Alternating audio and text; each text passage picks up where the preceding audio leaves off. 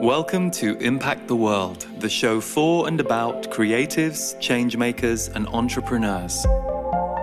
This is a conversation episode where a special guest shares with me what they are creating and the behind-the-scenes journey of their experience.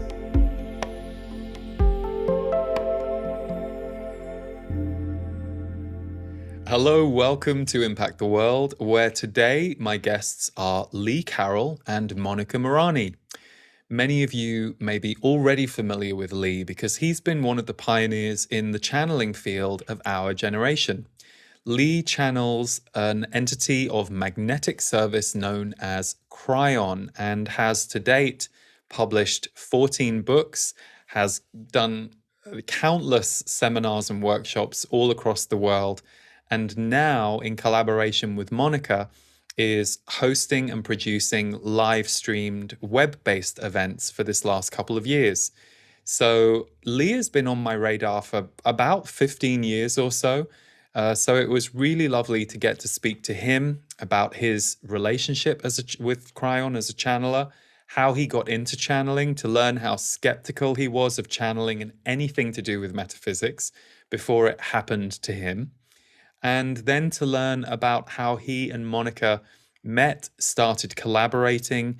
And I asked them to give us a few insights that Kryon has been sharing about this time that we're going through, which, as we all know, is pretty intense and can be pretty crazy and can feel very, very challenging, but also brings with it all of this innovation and creational power. And the shift that we're in right now is palpably felt if you're able to access it, feel it, and then hopefully be one of the ones who can generate it for the rest of the world.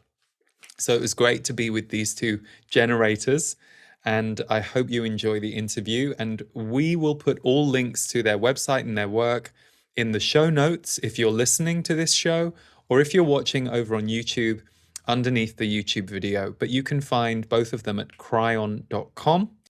If you are a fan of the Impact the World show, thank you so much. And it would really support us, because we're an independent show, if you rate, review, or subscribe to us over on Apple Podcasts, or if you watch the show, subscribe to the YouTube channel. And that way it helps us reach more people.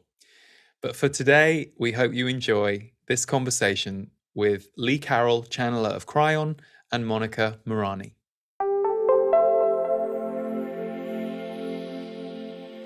Lee, Monika, thank you so much for being here. It's a delight to have you on Impact the World. Well, what a delicious invitation. How could we not be part of it? I go to any podcast with a person named Lee. Thank you. Great to be here.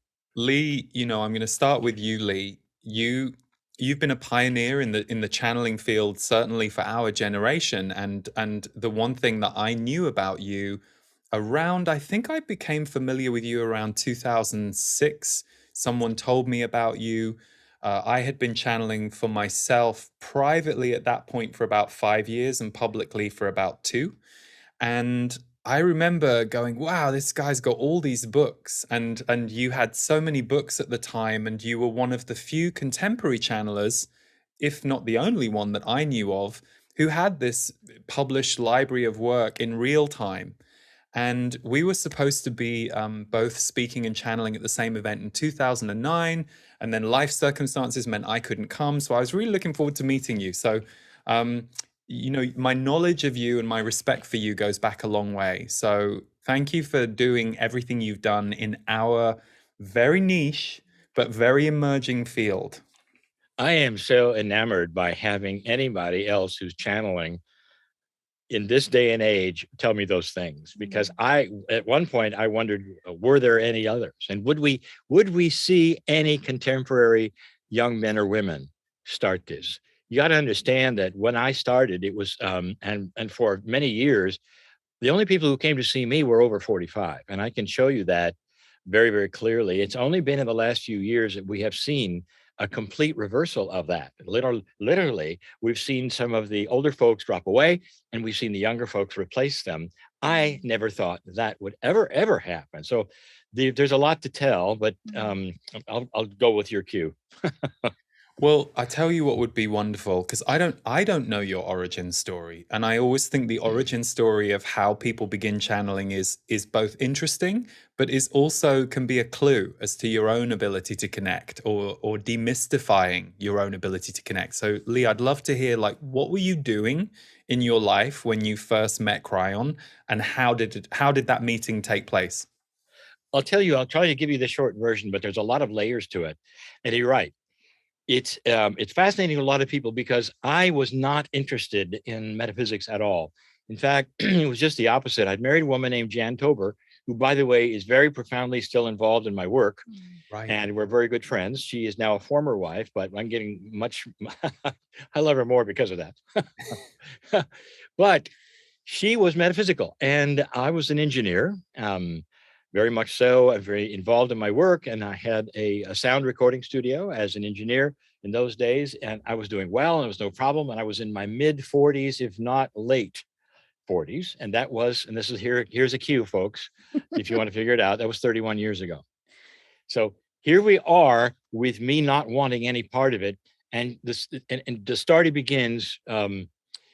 I started actually. I came out of the closet in 1989. So this was right before that. And she said, I want you to go to a channeler. And I said, not interested. I'm not going to do it. And she said, well, first of all, it's a man. Well, that surprised me because they had all been women back in those days. And she said, and I want you to go. It's only be an hour. You sit there, you just listen. I'll tape it. I said, well, why should I go? And she says, well, it's my birthday. And then I knew I was in trouble. That's So a good one. I went. And when I went, I don't remember what was said. I just knew I rolled my eyes. I didn't care. Almost went to sleep. The guy was giving me gibberish to me, and I realize now that's what I do. So anybody who's hearing me for the first time channel is probably having the same reaction I did with him. I almost touched the guy because I was sitting eyeball to eyeball, almost knee to knee. I almost touched him and said, "Stop, stop! I can help you."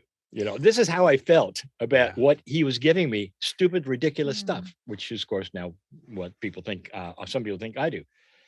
What he did, I don't know. I didn't care, except that 3 years went by, and another channeling was given to me by a 20-year-old. This other guy was 60. And Jan said, I want you to meet this guy. And I said, is he anything like the other guy? And she says, no, he's much younger. It'll be shorter. It's 20 minutes. And I said, okay, we'll do it. That guy did the same thing, kind of, but he took one look at me. He was supposed to be a psychic, which I didn't believe in either. And he took one look at me and says, you don't want to be here, do you? And I said, I like this guy because he pegged me right up in the bat. He says, okay, I have a message for you. We're not going to do any channeling day. I just got this big message.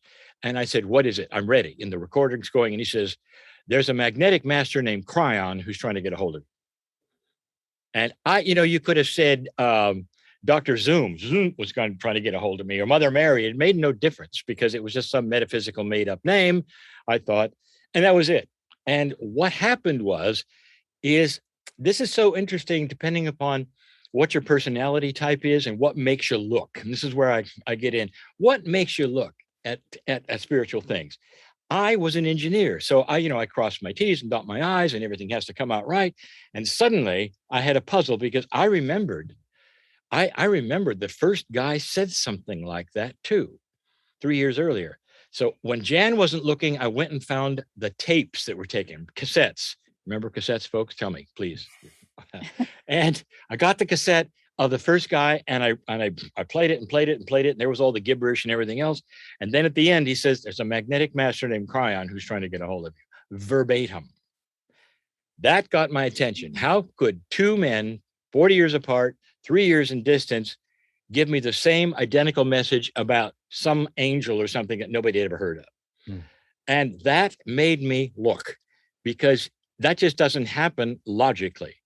And so I went through a whole bunch of stuff, but I thought to myself, wow, this can't be. This just cannot be. You can't have that happen. So I said, there's only one way.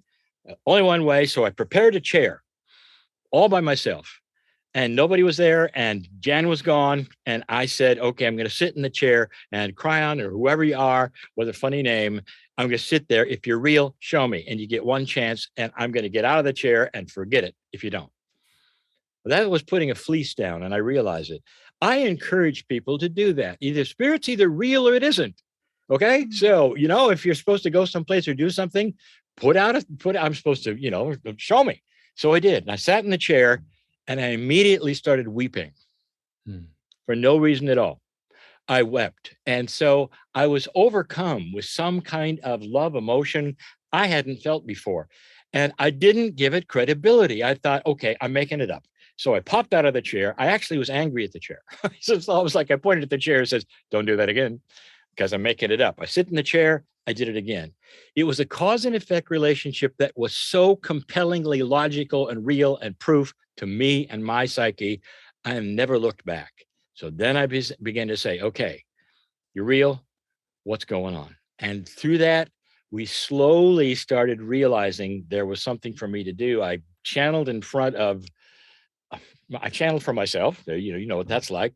Until a certain time when I did my first public one in front of 10 people. It was a metaphysical society in San Diego that said they wanted to hear me. And I thought this was my way out, that they would hear me and go, well, nice try, kid. But when you keep your day job. And when I was done, they came up to me and said, we were waiting for you. And that for me was enough. I said, there's a responsibility here for me to continue.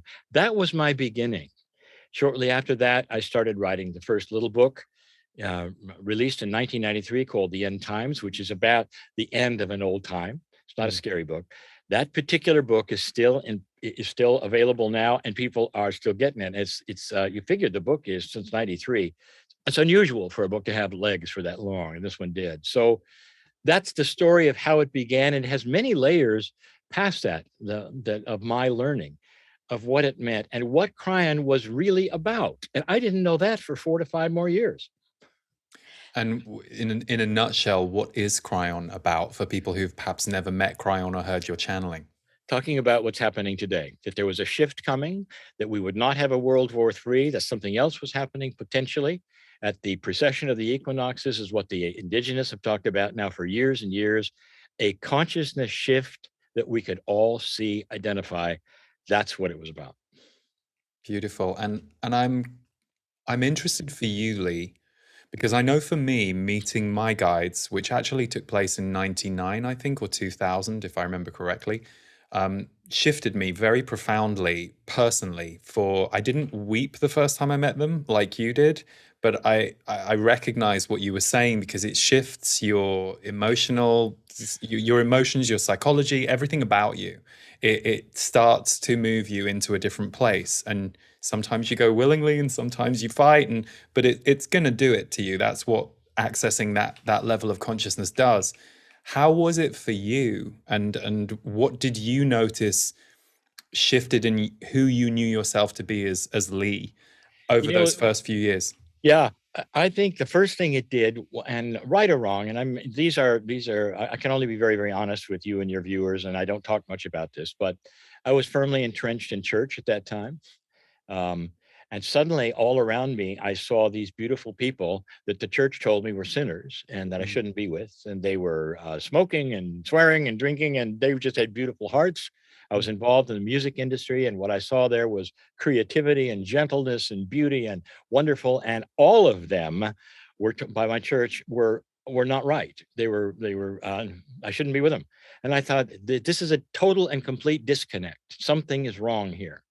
And that started pulling me away from the doctrine. But to answer your question, what happened to me was an awareness of those people. I never saw that before, but it softened my heart. So the whole idea of me sitting in the chair and weeping is something an engineer doesn't do. Men say, I'll cry when I want to. Don't make me cry. And that's just our upbringing as guys. Yeah, it is. At least it was for me in my era. So we didn't cry easily. And here I am weeping very easily. And so it softened me up to the way I could see the gentleness and the beauty all around me. And I never saw that before. It was so cut and dried and matter of fact and linear. And that's what the first layer of what happened to me. Did you ever have any hesitation or nervousness about stepping out publicly with Kryon? Oh, yes. I was scared to death. I just didn't want to do it because I knew how I felt about seeing channelers. I Yeah. knew they're just nuts. They're crazy. And so I knew that was it. In fact, I don't know how it happened, but my second book called Don't Think Like a Human somehow landed in Costco, which is the big box store, at least in California. And I remember going in, I was going to do some shopping, and there they were. And they, in a big box store, they don't just have a few, they stack them high. And so they were all over the place. And I freaked. I said, they're gonna know who I am. Take those books away. So you're right. So there was a tremendous hesitancy. I didn't really want to push this. To this day, I don't give interviews to mainstream, period. I only give that to those who want to hear it and understand a little about metaphysics, instead of trying to push this kind of weirdness onto the public. So that's the change that happened to me. And the other thing, if I can interject, Yes, please is that all of Lee's books, starting from book 1, he never had his name on the front cover. And he's shared that story in workshops that we've presented all around the world. It was fear. He did not want his name to be on that book and identify him as the channeler. So if you turn the book around, in something like 10-point font is this tiny description of the author or the name of the author, and it's not even his full name. It's L. Carroll. And just for fun, he has carried that tradition through all of his books. That's what I meant by layer 1. That was the the layer where I was actively channeling, and was afraid somebody would find out. So say that's the beginning of the relationship, I say, for 31 years. You know why I love that you're sharing this, Lee, is one of the biggest things that people would say to me in the early years, and even still now, is they'll say things like, "Oh God, I'm so glad you're out there doing that, and I really admire you because you're so fearless about doing it." I'm like, "Oh no," I'm like, "No." Like, they have an idea that if you're willing to do this publicly, it means that you have made complete peace with it. But I don't know if I've met any channelers who haven't got some version of the story you had. I've had the same. I was taken to a channeler. I was super skeptical about why he had to pretend he was channeling. I thought, well, he's clearly intuitive because the stuff he was saying was really accurate and he doesn't know me, but why did he have to pretend to channel? And then egg was on my face when I ended up with the same thing a few years later. But I think it's important that we understand it culturally. Like, we've all inherited skepticism, fear, separation and rejection of anything that wasn't perhaps organized through religion or other things that we were told and allowed that we could engage with. And I think that energy, that fear current runs through all of us as a society still. I think it still does. And I mean by that, you and I perhaps have gone to another layer of it, but that's still there. What we have discovered for me is that it's much less today than when I started. Much, much less. If there's any proof at all that there's been a change of consciousness on this planet in my culture, was this, that there are so many now willing to at least look and say, have I missed anything? Oh yeah, I heard about that. I'll take a look at it. Whereas before, it was like, shut the door, it's the devil. And this is what I got repeatedly. I was so afraid, Lee, of losing my friends in my studio, and my employees. This was my fear. I'm going to lose my family. My family being at the studio, and my associates and my colleagues and all the things because I was such a nerd and I loved what I did. And I'm not to scare anybody here, but I lost them all. That's exactly what took place. Over a period of time, they all left. And now I realized what I did was I gained a new family that was so profound and so loving and non-judgmental and ready to, take this journey with me, including her. So that is kind of the story in a nutshell. But your story there beautifully also mirrors the journey of awakening for people. And awakening can look different for everybody. For some people, they have a very spiritual enlightenment experience. For others, they suddenly wake up to see that the life they're living is not the life they were supposed to be in. And I think often our fear of all the people is what will keep us there. But the truth is, exactly as you've said, if we're willing to let the boat shake a little bit because we feel like it's supposed to, the people who are meant to stay will stay and the people who are meant to go will go. But there will be new people. And that's something the Z's are very clear about whenever they talk about our relationships. They always say there are so many people on the planet. And if you create a vacuum, someone else will step in and they will have many traits of people that you knew before, but with a few upgrades because you also now are in a different place and able to connect in a different way. So, Lee, I'm going to tell you, I wish you had been around to say that to me, because there was nobody who was wow. telling me anything like that. And so Mm. it was frightening. I mean, what happened happened, but I wasn't really understanding even the principles that you teach today. That's how raw it was then, and just how different it was then. I want to ask you a question. You ever have that time when you started channeling things you couldn't know? Oh God. I mean, even still today. Yeah, Uh-huh. even still today. And sometimes words I have to kind of go and look up. Hmm. Yep. But yeah, even today, especially in the last couple of years, I think with everything that's going on the planet, and the intensity of everything, yeah, definitely. Things that have been both personal, but also things to do with the world. That Yes. was the big shock. It was like, Yep. oh, I've never heard of that. And then I would talk to people and they would go, oh, yeah, no, I've heard of that. And I was like, well, I've never been exposed to that. So it was kind of interesting. I was a reason I asked that is because when those things started happening for me, that was the litmus test that it was real. So you might think, well, of course I knew it was real. I'm in touch with an angelic energy and all like that. There's still the doubt. Of course. There's still that thing of like, I'm human, I'm not human, or whatever, and this is not normal, and people look at me askance. Then you start channeling things you didn't know, and I had to look up a word too. And there it is. And then I was in Indiana, I forgot what year it was, giving a seminar. This was maybe 6, 7 years into it.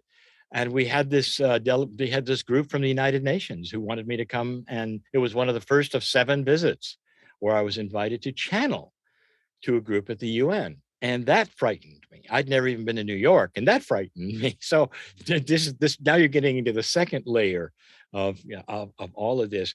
And that's when we started channeling things I wasn't supposed to know. And so it starts to relax you as the channeler. I will say I became more relaxed because I realized it's real. Yeah. Beautiful. Thank you. So, Monica, I know that so from what I know, you published your first book, The Gaia Effect, in 2012, and that was around the time that yours and Lee's journey together began, both as a personal relationship and then also a working relationship. So, can you share with us a little bit about how you came to meet Kryon and Lee and what you were doing at that time? Well, I actually was introduced to Kryon when I had moved to New Zealand. I was working in Australia as a park ranger and my marriage had collapsed. And so New Zealand was a place for me to go and heal my heart. And I started my awakening journey. And in my yoga class, I was given Kryon Book 7. And I read in there a chapter on energy work by a woman, Peggy Phoenix DeBreau, who does energy work. And I instantly, the cells of my body tingled and I knew I had to do that energy training. And so the funny thing is, when I miraculously organized and co-created the ability to do this training, I started and I felt nothing. Didn't feel any energy. Everyone else in the class, oh, wow, can you feel that? I felt nothing. And so the skeptical logic part of me was saying, this is a bunch of baloney. Forget about it. And yet I persevered with the training. And I thought that was going to be my path, was to be an energy healer and go down that avenue. Then there was a stage where if I wanted to continue the training, I would have to follow Peggy because she wasn't coming to Australia. I had moved back to Australia. And so I went to South America to do the training. And it was there that I met Lee, and there was this instant magnetic connection between us. So we were trying to kind of work the puzzle. And we started communicating through emails. And then I was often at places where the Kryon workshop was being presented. So I would help out behind the scenes with photography. But my passion was Gaia, because that's what I knew as a ranger. And I discussed this with Lee and said, there's a missing element. I've learned all about the energy anatomy of us, but what about the earth? What's that about? And how does that interact with humans? And that's when Kryon started really delivering a lot of information about the energy grids of the planet. And there was just this moment where I was living in South America at that stage, and I just woke up with this knowingness that I had to compile Kryon's information and deliver it so that we had deeper understandings of how we have this incredible partnership with the earth. And that's really the beginning of Lee and I's journey. And I said, I want to do this book. And he said, well, that is brilliant, because I'm writing Kryon book 13 now, which is all about recalibration of the earth. And I will never get the time to write what you're doing. And so not only did I have endorsement from Lee to present this book, he turned around and said, by the way, I want you to ask Kryon questions that I will answer in the book. So I just felt like I had the biggest windfall ever, that not only was I blessed to be able to collate and gather all the information Kryon had said on a subject, but I could ask questions that, for me, put together the missing pieces of the puzzle on subjects. And so that's been my passion, is gathering information, because you can imagine after decades worth of channeling, and Kryon gives a lot of information on such a wide variety of topics. And for me, I want to be able to gather that information on a subject and present it back to our tribe so that we can all understand it in a deeper way. And if I can interject just briefly, I'm so proud of her, because the Kryon Writings is a publishing company. I have 5 books with Hay House, the rest with mine. But in her book, she went and got a publishing company of her own. I mean, she didn't make it. It was Arion Editions. And so she got a book deal. And all her books now, she's got, you have 4 or 5? 4. She's got 4. Yeah. And have been with them. So she didn't even, people would say, well, of course she got a book deal because Lee has a publishing company. No, that's not how it worked at all. She went and got her own deal. Well, and it's clear you two have a cosmic connection and collaboration and mission together. It is interesting, isn't it? Some of that human disease that we have around that kind of thing, the judgment or isn't it interesting that we're still having to play through a lot of that human drama stuff rather than just going, oh, great, here's this cosmic collaboration. It was meant to be, that's part of the work that we're doing, right? The human drama stuff. Absolutely. We all have our human issues. We all have things that we come in to resolve through relationships. Yeah.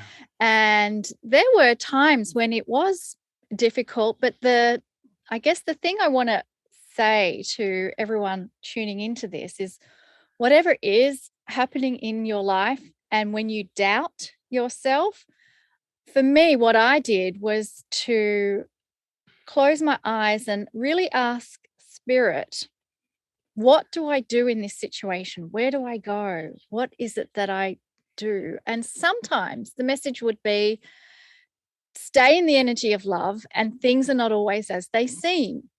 Because I was having these predetermined outcomes. Well, if this isn't going to happen, I'm going to do this. And Spirit would say, be in the energy of love. Things are not always as they seem. And often there's an expression that Kryon uses where you have your train for a ticket for your train, and you're sitting at the train station waiting for it to come in. Things have to align for all of the synchronicities for that train to come in, and you get on and off you go. And we as humans become impatient. We get a download or a message from Spirit, and we think we have to act on it immediately. Mm-hmm. And then there's the reverse of that, where we get information and we keep it to ourselves because we're too scared to bring it out. And Kryon saying, you've been given this information to share with people. So So it's so interesting, this beautiful cosmic dance that we have from our guides, from our intuition, from spirit. And one thing I know is that whenever you trust in that flow of love, magic unfolds. Let me give you, as long as we're here, and you wanted some things for your listeners. It's one of the the paradigms that Kryon has given, and she brought it up, is that one of the things we learn forever for our, growing up in the families, when your dad tells you to clean up your room, it doesn't mean a week from Thursday. It means now. So when you have an authority figure, in which case you might feel it's your guide, your spirit, or whatever, and you get a clear intuition, build a healing center, immediately you run out and try to build a healing center. And what Kryon was saying is that you just got the ticket. Wait for the synchronicity, and you're going to meet people. It's going to align, and this is something for the future. And so many people try immediately and they fail, and they go, "Okay, what did I do wrong?" So now they're sitting there guilty and whatever. You got to understand the whole principle of something out of our paradigm or what we have as kids or adults with spirit is much, much different. So hang on, you've got your ticket, just wait. So funny. I think we've met the same people, because I've literally given in live workshops, and I think it's out there on YouTube, an example of, I was supposed to go and build a healing center in Brazil, and then I had no money and everything went wrong, and because you weren't paying attention to whether or not it was flowing, but you were, running with what spirit said over paying attention to how things were lining up on the ground, which I think is something that I've felt a responsibility around with channeling, to remind people that channeling is an important part of our life, but it's a part, and it has to be working with all of the other parts. So whereas I know when I was younger and going to all the spiritual workshops, I also was of that mindset that you give your power away to the leader or to the... That's something we're still very young around as a society, I think. This idea that spirit is more powerful than us. And I'm sure Kryon says the same, but the Z's say, nope, we're just at a different vantage point, different position, but equal to you. So it's interesting. For you two, I know that recently you had me on your Healing Wednesday show. Thank you very much. That was a lot of fun to be with you.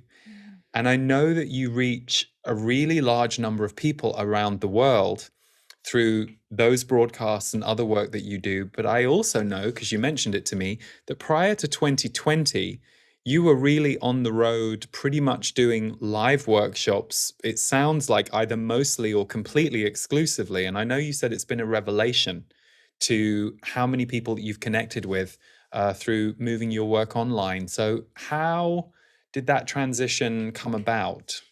Let me give you the backstory, because this show has to do with some personal things I know and behind the scenes. And we were both in Iceland, and we were giving what we do, tours, seminars, and all. And we had been doing this for, since I met her, basically. And you're right. We were, when we did domestic things, we were out for 4 days and home for 3, out for 4 and home for 3. And the home for 3 was so we could pack for the other 4. Yeah. And that was our life. And so I'm a 2.5 million mile flyer with United.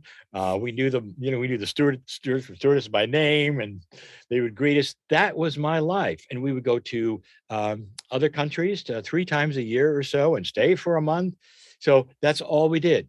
And so we would reach numbers of people and do that. So the behind the scenes story is that when COVID hit and we were in Iceland, 2 things happened. Number one, I came home immediately, and COVID was there, and I had to, I was lucky I didn't have to get a test at that point, but right after that they did. I was lucky they let me home, because they had shut the door to anything but a US citizen, and she stayed in Iceland for 3 months. So I came home and immediately was out of work. Now, if you think about it, for a decade or more, all I had done was travel. Now we're not traveling. I mean, we're not doing anything. And so I had to sit down and try to get out of fear. Sorry, folks, I do the same as you. I had to sit down and try to quiet myself from the subconscious that was saying, no more house payment, no more this. What are you going to do now? and you had the stimulus from the government was going to pay for food for 3 days. And so we have all of this stuff, and I didn't know what to do. And at that point in time, as soon as I quieted myself and said, okay, I'm okay, we'll see what happens. Immediately, what came in were the two technicians I'm working for right now, working with, that knew all about streaming. One had a streaming company, one had a sound company. And when you put this together, it was like, hey, let's build a barn, put up a curtain, put on a show. And it was just all came together in a city that I don't even live in, that I traveled to, and we started streaming. And instantly, we got a whole lot of people. And that's when we realized, well, let's massage this a little. And then others came on board, and now I have a team. And this is what we do for a living. And what I told you, I think, before we even started, one show, one program that we do in Healing Wednesday reaches more people than 2 years of travel. And so this, and then the message I got from Kryon, it says, now you can begin to do what you came for. I love that. And Healing Wednesdays is one element of what you do, but for anyone who is either new to you or hasn't been a part of your community of late, what would you say are the key desires of your community right now, like in this time period, or the key learnings that you're all focused on becoming, integrating? I'd be curious to know some of that. I want to give something, I want to make them look. That's it. Just like I said, make them look. I want to give in these shows and these programs that we put together, not just the Healing Wednesday, but we have some courses coming up and some things that are really profound. But in all of those, I would like to have people say, I didn't know that. So, for instance, there are a lot of people, as you know, Lee, who'd never known you. And I don't know how that could happen, but it was like a revelation that you existed and that you had all this great stuff. That's what I want. That's important, because as we're on our 60th show now, and that's a healer per show, and it's all over the gamut.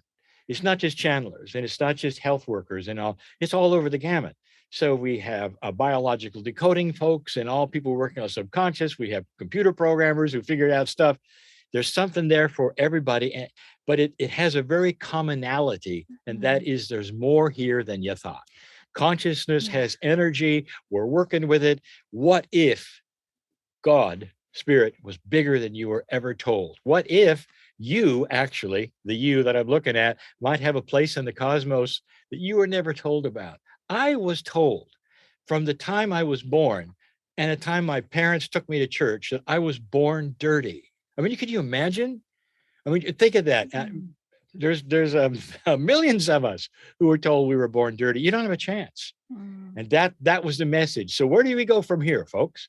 The whole idea of what we do is to try to people, first of all, to get out of that and understand you're born magnificent. So let's go for it. What's next, And I think the beauty of what's unfolding and we're being witness to is the birth of a community that always existed, but now we're able to chat online when we do this live broadcast of the Healing Wednesday. We have a Facebook group where people can get in there, and the whole purpose of what Lee and I feel we want to provide in service to people is a safe place to come. There is so many places you can go which will bring you into fear. And so really what we want to be able to have, and we call Healing Wednesday, it's like a sanctuary. You come into the program and it is just a place to sit and be loved. It's a safe place to come. And I think we need more beacons and more places of sanctuary, such as what you are doing yourself. You are offering a safe place to come where people can sit and be loved. It's really true. I mean, when you think about what is the attraction, we were with somebody the other day and they said, it's not about information, it's about energy. Totally. And we said, well, tell me what you mean by that. It says every time you're on the air, you are coming right through the airwaves, and people are feeling the energy no matter what you're saying. And I believe that consciousness can go around the globe many, many times per second, and people can feel it too. We know that identical twins talk to each other or know things happen at the same time. It's a multidimensional world. And that's the other thing I let people to know. It's not linear. It really isn't, never was. So there are things that happen here. There are miracles available. And that's just kind of getting on board that we, number one, we deserve it. And number two, feel the energy. What do you feel? Do you feel that this is a pep talk because we want you to buy something? Or do you feel that we're just like another advertisement, or maybe we're a religion? Or do you feel safe? Do you feel maybe, just maybe, this is the real deal? And with Cryon's messages and information over the last couple of years, especially around what we're going through with the world situation, with all the lockdowns and all of the changes that we're seeing being implemented. I know that when we met on the Healing Wednesday call, you asked me some questions about what the Z's had said, and I shared some of it to both of you, and you were both nodding your head going, oh, that's very in line with Kryon. But perhaps for the benefit of those who weren't there or are new to your work, what are some of the key messages that have come through about this time from Kryon? It was even in Iceland, and Kryon said, well, this was expected, and here it is. We told you it was coming, and here it is. And you didn't expect it to be in this form, did you? Because it has stopped the world. It literally stopped us in almost like we had a war without having a war. And that created, first of all, everybody had to sort out the relationships with their significant others, with their kids, or whatever, because here they are trapped at home, so many of them for a very long time. Then there's the ominous fear of the virus, and the news didn't make it any better. And I could get on my soapbox here, but I hope they someday realize that they have really hurt the situation. They're not helping anybody by giving the worst fear. Even when things are clearing up, they still have to find fear. So I tell people, don't watch it. You realize it's entertainment, and they've got to have sponsors, and they've got to give you, it's programmed with music and pictures and the whole thing. Your news is important. So get it the way you want to. Get it online and read only the things that you want to read, and you won't be then programming. They won't be programming stuff to you because they're programming fear. But there's all that. So we're in this place where we have to take responsibility. We have to then, we're alone more than we ever were before. We have to do like exactly what I did. I had to sit down, take a breath, and say, what does this mean? What are we going to do? And in the process, suddenly when you stop everything, things happen. There's this parable Kryon gives about the factory that you couldn't stop because it produced goods and services for so many people. You couldn't stop it. And over and over, the employees would come up and say, well, that isn't working, and we have to do this. And by the way, George is over there, and he's taking a lot of money, and you didn't know it, but he is. And because he's handling this and that, and it gets worse and worse and worse. And you say, well, we can't stop it. We just can't stop it. And suddenly it stops. And when it does, what do the owners do? They start by retooling, throwing the old stuff, and getting rid of George. And this is what we're doing. And that is, we have the opportunity to look at ourselves and start again, perhaps in a much better way. And we look at our leadership. That's just one thing. We look at our country. We look at the biases. We look at all the things that we just didn't have time to look at. We're just looking at the news and saying, well, I wish I could do something about that, but I can't. Now you can, because we've stopped at this point and we're starting over in so many ways. And that is how Kryon said it. He said there'll be a time when you're going to have to make some decisions you didn't think you'd have to make. It has to do with a new consciousness. It has to do with this shift we're going through. And part of that is what I'm doing.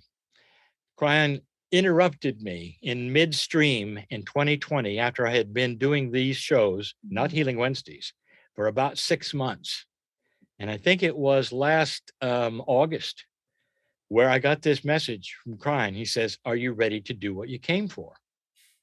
Now, that didn't suit well with me, Lee, because I thought I knew I was here.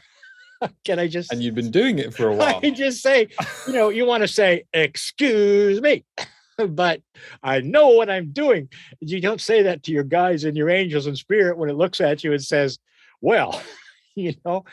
And so it was like, drop all of your plans. We want you to build a show. We want you to do it every Wednesday. We want you to do 4 shows a month, actually 5 when there's 5. We want you to give away one of them. And that's going to be what you do. And we want you to find guests, and we'll find them for you. And I thought, I've never done that. I don't know what that is. You know, I've never hosted a show. You know, I just get on stage and do my thing, and we channel, and then we go to another town and I do my thing, and we teach and we channel. Okay. So this was new, all new, and it was scary to begin with. And all my guides and my angels all along says, you've got the equipment, just do it, just do it. And so it started, and now we've done it for a year, and everything they said has happened, and everything they told me was doable is doable.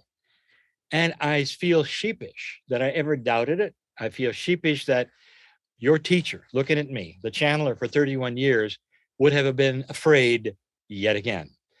But this is human, and this is who we are, and we are all like that. And so it's getting through these things that we want to show you how it's done. And I hope the next layer, whenever it comes, won't have that fear. And I'll say, okay, go for it. And the other beautiful thing that has unfolded is that in the cracks of our weekly program, we're able to develop teaching modules. So we were able to take Kryon Book 12, which was the 12 layers of DNA, and create a 4-part video series that in depth goes through the teachings within the book. We're also starting new projects that we're going to release next year, and the information is just flooding through Lee from Kryon, because it was waiting for us to have this delivery in order for the information to come through. So it's just really exciting times right now, actually. It's interesting because I also have noticed a whole kind of new relationship with disease since all of this started. And I had a warning from them about 4 or 5 months before COVID. Well, I know it hit earlier than March 2020, but I had an experience and a kind of notice from them that now it gets real. And I didn't know what that meant at the time, because they weren't predicting what was going to happen in the world. But there was this moment for me where, and I'd always taken my work seriously. Now I have a sense of humor, and that's vital. But I'd taken the commitment to my work and the responsibility of it very seriously all those years. So I was like, wow, if they're saying now it's going to get serious, and I could feel it in my body. But it's interesting to me, there's a power and an intensity that I have been experiencing with disease in this last year or so that's new.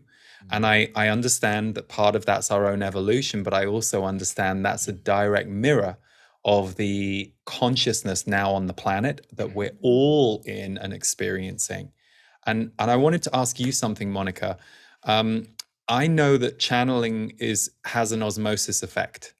So I know many people go to channelers, in whether they know this or not, to open their own intuition, to open their own ability to channel. And I've seen it over the 17 years I've been doing this for work, that again, this is why the information isn't really that important. It's the vibration. And for many people, they're around that vibration enough, and it enhances their intuition or their channeling ability. So for me, it deepened my ability as an intuitive, not as a channeler, just as someone who can intuitively and empathically feel, and it developed my trust in it. I know for you, Monika, that's very much your wiring. You're empathic and intuitive. So I'm curious how it has been for you working alongside and being in partnership with Lee and Kryon in this way for 8 years.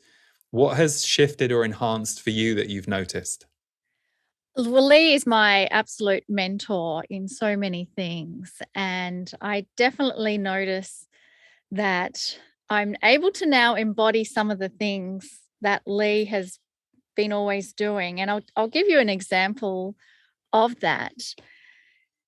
I've never heard Lee complain.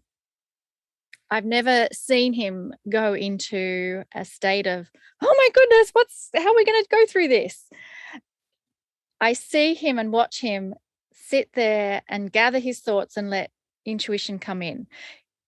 He does get frustrated and disappointed.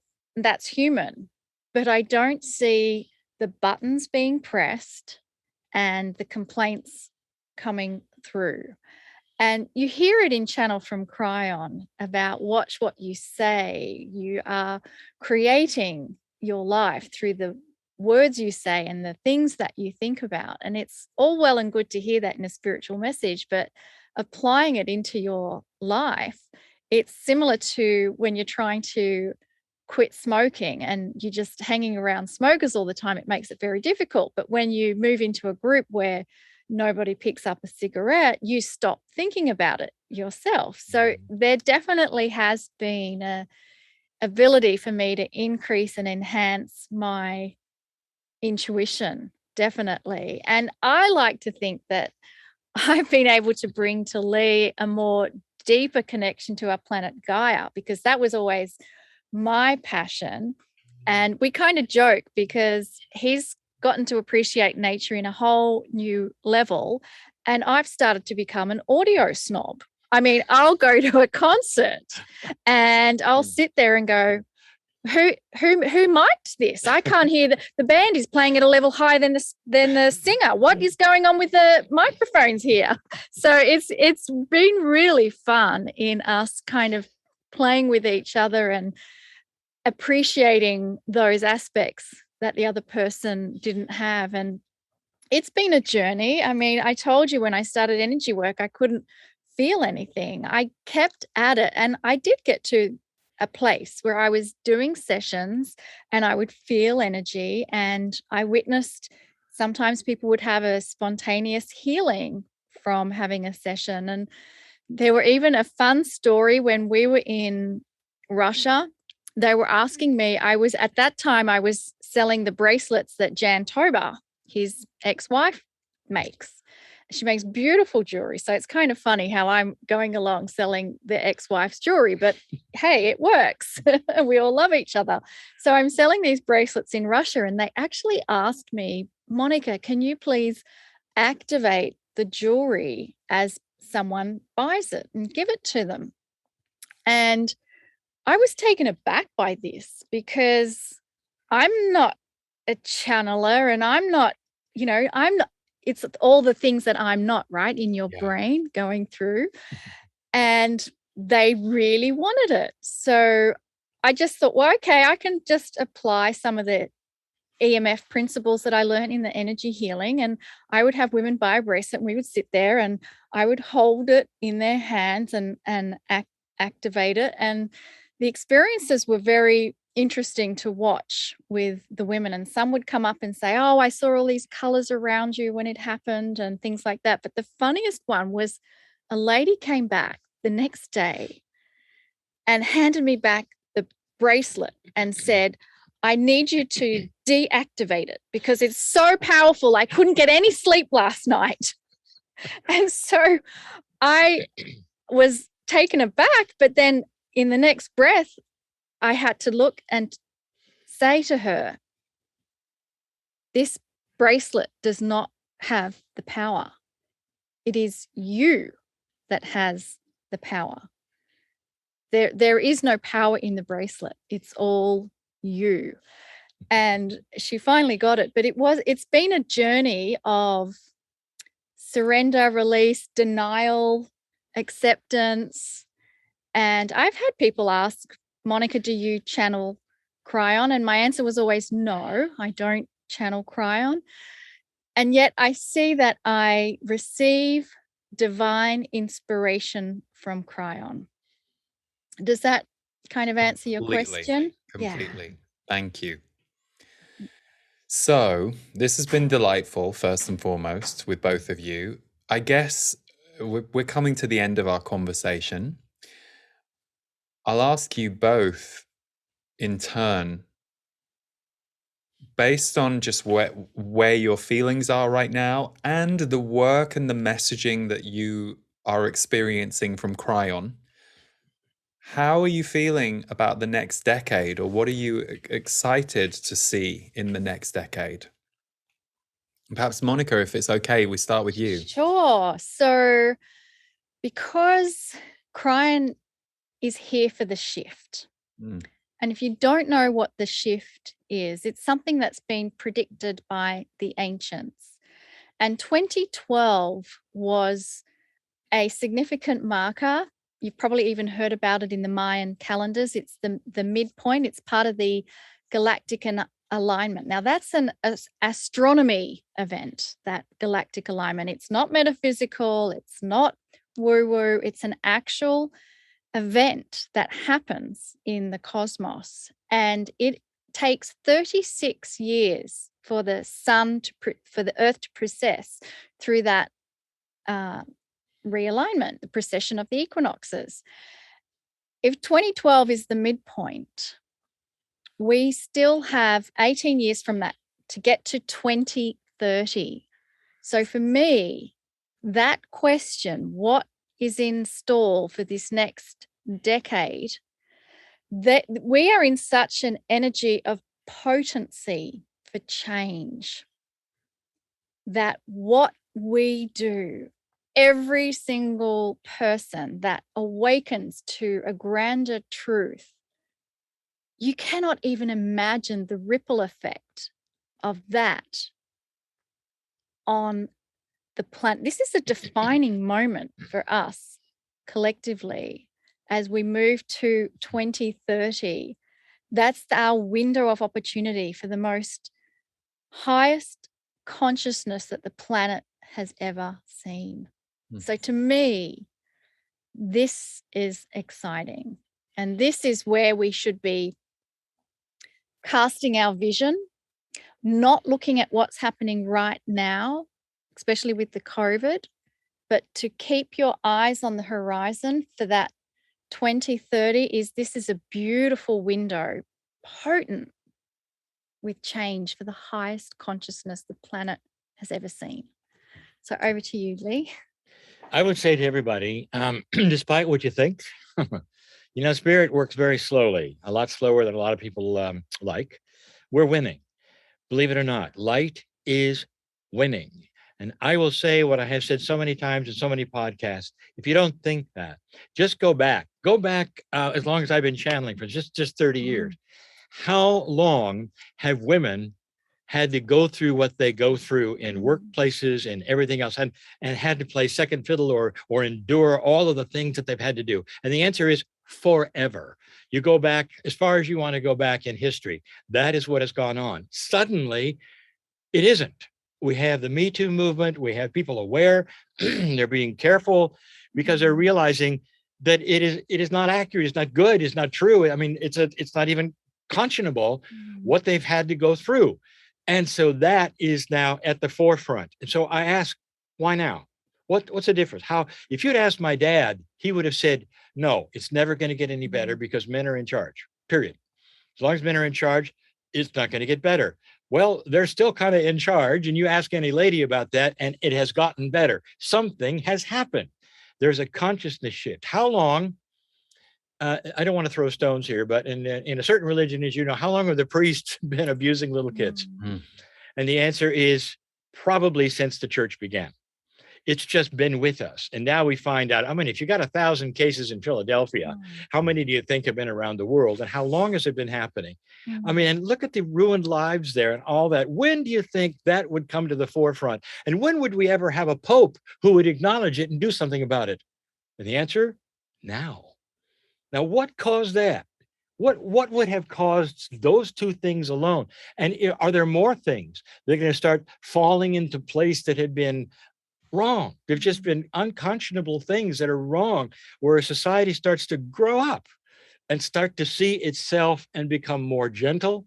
You add the bias that we're seeing with the law enforcement and all that. You know, when I talk to my Black friends, they say these have been waves of things. We've seen it, and there's been a problem, and then we say we'll fix it, and it doesn't get fixed. Yeah. And so we see the problem, and then it doesn't get fixed, and so it's just waves of dysfunction.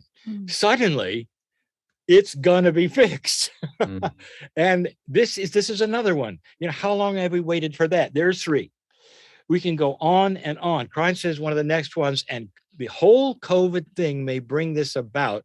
This may be the catalyst, what's going on right now, to the fall of big pharma. I knew you were That's going to the say that. next Yeah. prediction of Yeah. Kryon. And so, and what it doesn't mean that it's all going to fall away and we're not going to have drugs. It just means that the inappropriate greed and all of that is going to start being revealed and seen. It may be a movie, it may be just on TV. We may there's going to be some whistleblowers come through. Well, and they're going to give you and go, you're kidding. That's going to do it. I look forward to that. All of this to say, light is winning if you didn't see it. And it's a tough time because it's a war. It's a war between old and new, and you're here. What if you were here because you should be here? Because there's something you can do about it. And the thing you can do, what can I do? I'm just a person. The first thing I'll tell you is be joyful. Joy is sacred. If you start seeing things in humor and all, it's kind of like clears the rocks in the road so you can see clearly and make better decisions. Something that simple is a good start, in my opinion. So you don't have to be a guru, and you don't have to channel, and you don't have to write books. You can just be gentle and kind to your family and to those around you, especially right now, and start laughing more. And that's going to start this whole ball rolling. I know it sounds super simple, but I have seen it.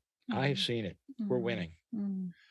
I love it because we don't speak or connect regularly, and yet whenever you tell me what Kryon is saying, it's lovely for me because I hear virtually verbatim the same messages from the Z's. And it's interesting, you've mentioned war and World War III a few times, and a couple of things they have said over the time that correlates is they've said, you have to understand it's really good that all of this is happening slowly.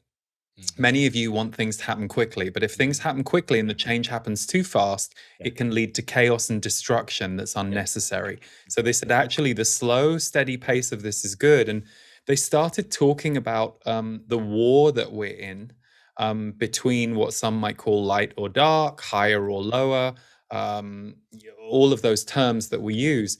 They say you're in it. And so it's interesting because they kind of talked about you're in World War III, but it doesn't need to take form in the way that you might perceive that it would have in the past. It's just, it's playing out on so many levels right now. And it was interesting. That was a click moment for me about 6 months ago that helped me understand what I was feeling a little bit more. But so thank you for sharing all that, because even just for me personally, that was very lovely to kind of hear, because I feel the same way, and they give those messages, and yet we're here, we're human, and it's hard to watch the things that are going on that are tough. And they always said that to me. They said it's going to be hard to go through this period of time because you're going to see suffering and difficulties that some people will be going through, which will catalyze their awakening. But while they're in it, the human part of you is going to feel for them, even as we are ushering in this transformation. So, well, thank you both so much for being here. It's been a delight to be with you. And I know that if anyone wants to tune in with any of the work that you're doing, they can go to Kryon.com, KryonMasters.com, or MonikaMuranyi.com. And we'll put all of those links underneath this video. If you're watching the video, or if you're listening on any of the podcast services, it will be in the show notes. But thank you both for being with us and for all that you do to impact the world and what you did to impact our world, those of us who are here for this conversation today. Thank you, Lee. Thank you. Thank you. Love to you and love to everyone. Yes, yes.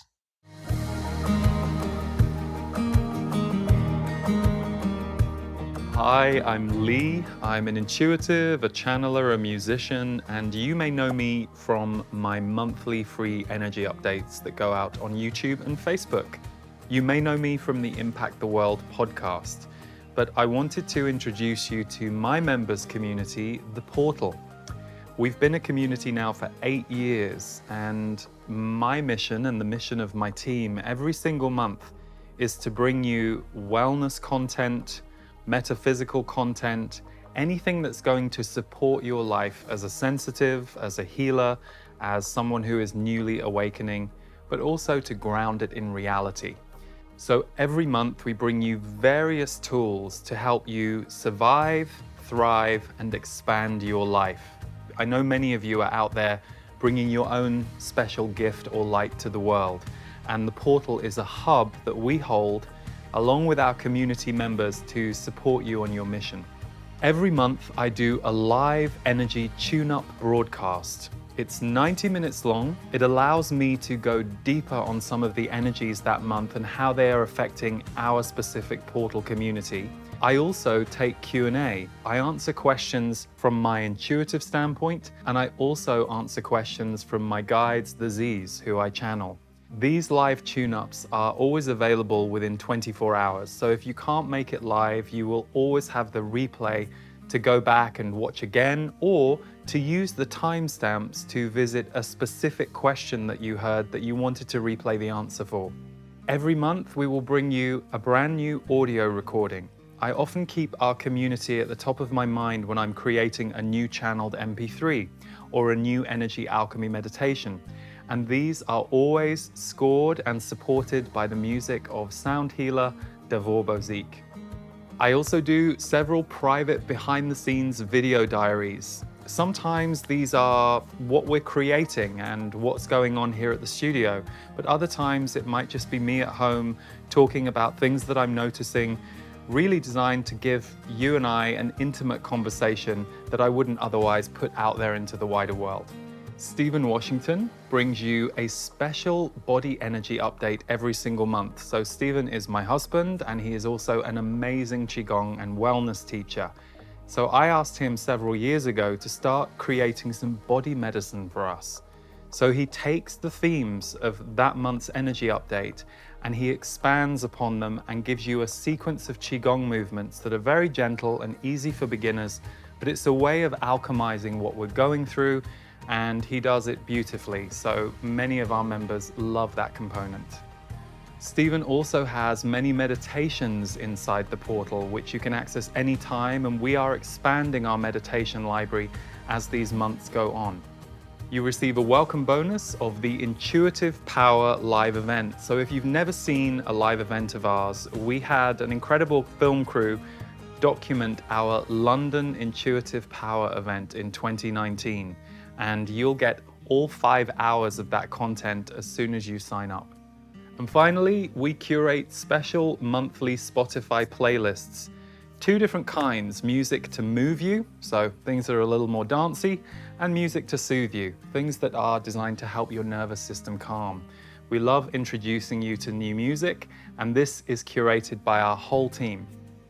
The Classics Library is another important cornerstone of the portal. It gives us an opportunity to bring you 8 different MP3 recordings from my vast library, but we curate them as to the titles that might be perfect for you at this time. So if you want some extra audio, you can go into the Classics Library and pick a topic that suits you.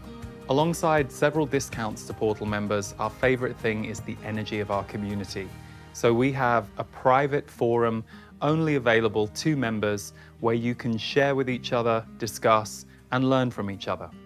So the portal really is a world unto itself, and it will keep expanding as the years go on. But there are some of our members who love every single aspect of the portal, and there are some who are there just for 2 or 3 things. So if you want to try it out for a month and see if it's for you, you can do that because membership is available to cancel anytime, and we look forward to welcoming you in the portal if you choose to experience what it is that we are curating and creating for you here.